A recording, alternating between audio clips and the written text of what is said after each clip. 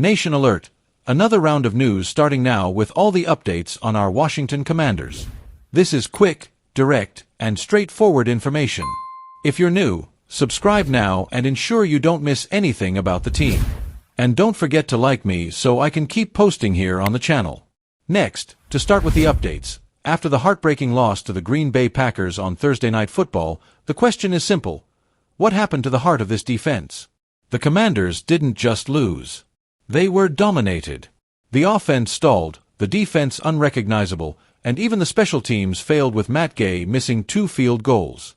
And in the midst of this collapse, the most deafening silence came from Frankie Luvu. This team signed stars in free agency. Bobby Wagner, Zach Ertz, Austin Ekeler. But the one who changed the face of the defense in 2024 was him, Frankie Luvu. A monster. A leader. An engine that ignited the team and silenced opponents. He was the guy who even struck fear into the Philadelphia Eagles in the playoffs. A player who became an instant fan icon. And now, 2 games in 2025. 9 tackles. No sacks.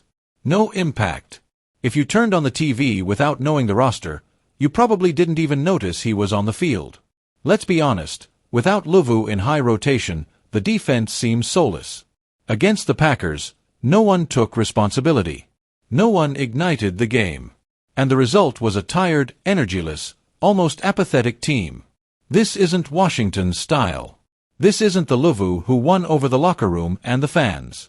Now, the responsibility is on his shoulders. Veterans are there for this, to lead when the boat is rocking.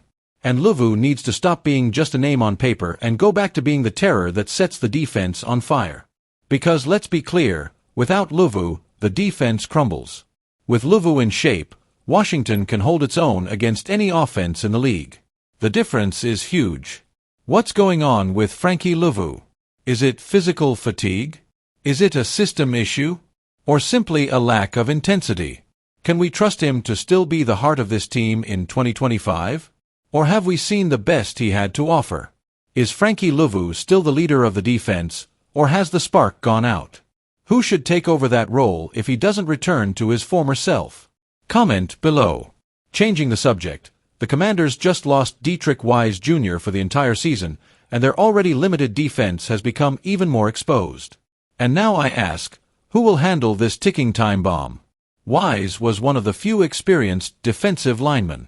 Without him, Washington is left with a massive hole.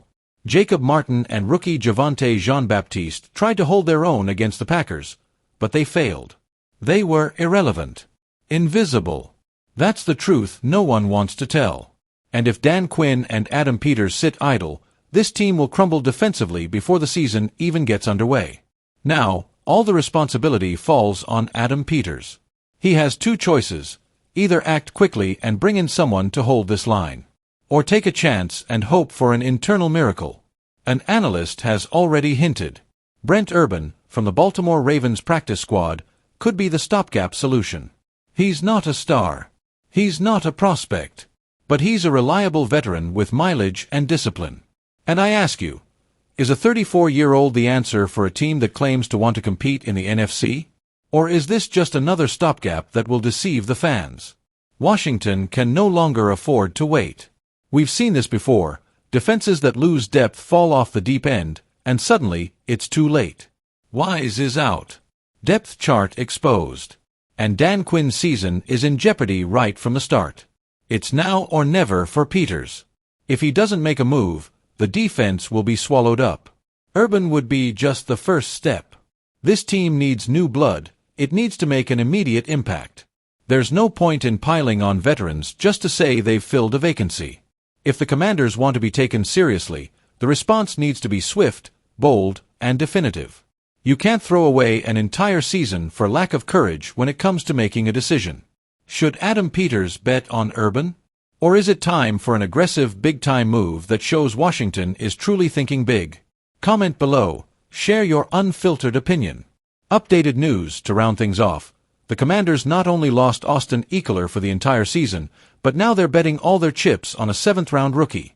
That's right, Jacory Croskey-Merritt will take over the backfield. And the question is, did the future start too soon?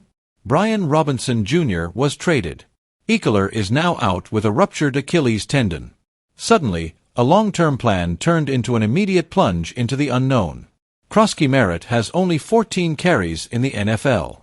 But he's already carrying the pressure of being the main cog in the running attack. And I tell you, this isn't just a test. This is survival in real time. Cliff Kingsbury wanted to calmly pace, protect, and prepare the kid. But calm doesn't exist in the NFL. Injuries don't ask if you're ready. They simply throw you into the fire. And Croskey-Merritt now has two options: become the spark and ignite the season, or sink under a weight that even veterans can't handle. It's like taking a newly minted pilot and throwing him straight into a fighter jet in real combat. Or an intern being promoted to CEO in the middle of a company crisis. This is Croskey-Merritt's reality today. He has explosiveness. He has energy. But does he have the consistency to carry an entire team's drum? And here comes the big question. Can Adam Peters completely trust Croskey-Merritt? Or should he already be calling veterans available on the market? Because relying on McNichols and Rodriguez Jr. as a backup plan won't scare anyone. This is an emergency reinforcement, not a permanent solution. If Croskey-Merritt succeeds, Peters will look like a genius. If he fails, he'll look like a manager who bet the team's future on a lottery ticket. Do you believe Croskey-Merritt can be the RB1 Washington needs? Or have the Commanders made a huge mistake by not maintaining more depth on the roster? Share your opinion below. I want to see the fans get excited about this debate. So, Commanders, thanks for watching. Did you like the video? Like it and subscribe to the channel. It's very important that we're together. Thanks for everything, and let's go, Commanders!